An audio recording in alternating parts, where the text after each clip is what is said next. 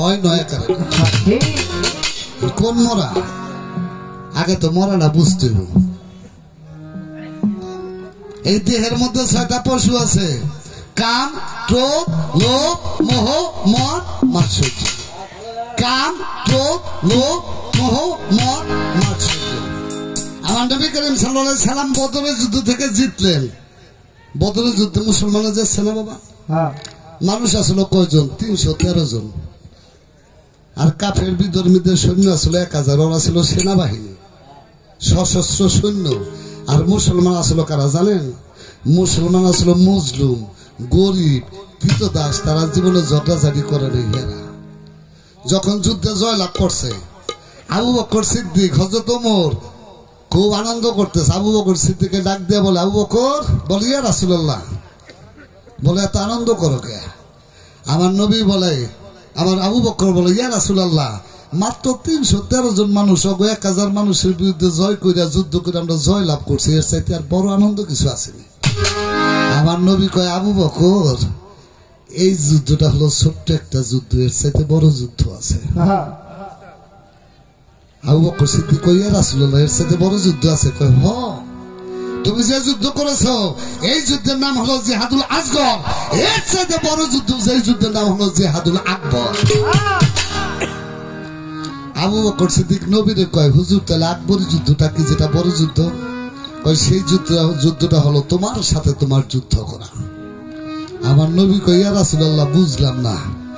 তোমার মধ্যে 6টা পশু আছে, তোমার মধ্যে 6টা শত্রু আছে।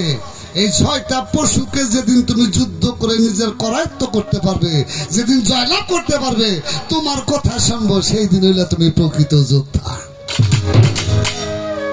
কথা কি খারাপ লাগেনি বাবা? তাইলে বাবা, কাম, ক্রোধ, লোভ, মোহ, মদ, মাৎসর্য, এই 6টা রিপুকে যে গুরুর মন্ত্র বলে নিজের অধীন করে নিয়েছে, যে নিজের করায়ত্ত করে নিয়েছে, সে হয়েছে বাবা এই ভবের ভরা মানুষ। আপনি তো কইলেন জেতা মানুষের অস্ত্র হলো লাঠি, আর মরা মানুষের অস্ত্র কি? ক্ষমা। আর কিছু আছে বাবা? আমার মাফ করে দিও বাবা। তাহলে তারা হয়েছে মরা। মরায় মরায় সংসার কেমনি করে? কথাটা তো একটু বেশি বেশি হয়ে যায়। কইয়া লাগে জেতা মানুষের সংসার করে ভাই, তাকে হিসাব কিতাব লাগে না। মরা মানুষের সংসার করতে হিসাব লাগে। খারাপ কইছিল? হ্যাঁ, জেতা দিল খালি যখন খুশি তখন যায়। আপনার দান পাট বলেন না? বলেননি? আচ্ছা, 4 আঙ্গুল হয়ে গেছে দান বা পাট, এটার মধ্যে কি আবার লাঙ্গল দা চাষ দিবেন জীবনে? দিলে কি নষ্ট হবে না? জেতা দিল ফসলের মধ্যে চাষ দেয়, আর যেটি মরা ফসল হয়ে গেল ওইখানে জীবনে চাষ দেয় না। বুঝতে পারছি? কেমনে বিয়ে শাদী করে, সংসার করে, একমাত্র ওই সন্তানের জন্য, বংশ রক্ষার জন্য মাঝে মধ্যে যায়। এরা অপচয় করে না, ধ্বংস করে না, ক্ষতি করে না। আর যদি জেতা মানুষ, এরা খালি মার্ডার করতে আছে, কখন হিসাব কিতে। বুঝতে পারছি? তাহলে মরা যে মরলে বাঁচতে পারে, আর জেতাডি বাঁচে না। আমার নবী কইছে না, মৃত্যু কাবলা আলতামৃত্যু, অর্থাৎ মরার আগে মরে যাও। মরার আগে যে মরে সে বাঁচতে পারে। আমার দয়াল বাবা ভক্সা বাবার পাকদর বলেছে যে একবারে চিরতরে নিজের জীবনটাকে বলিনি করে দিয়ে যে মৃত্যুবরণ করতে পারে, তাহাকেই মরা বলা হয়। দেহের মধ্যে কাম, ক্রোধ, এই 6টা পশু থাকতে বাবা কোনোদিন মরতে পারে না। তাই কবিতার গানে বলেছে কি,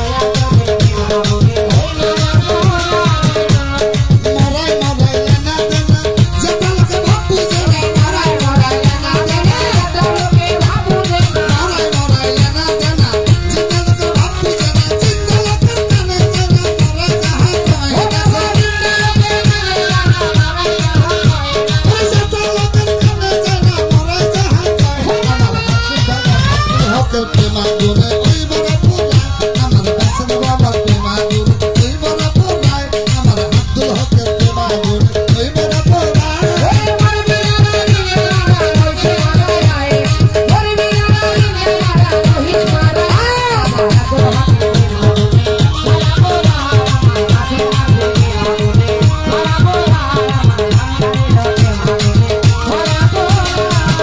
আমার বুকে জ্বলে সীতার আগুন ওই আগুনে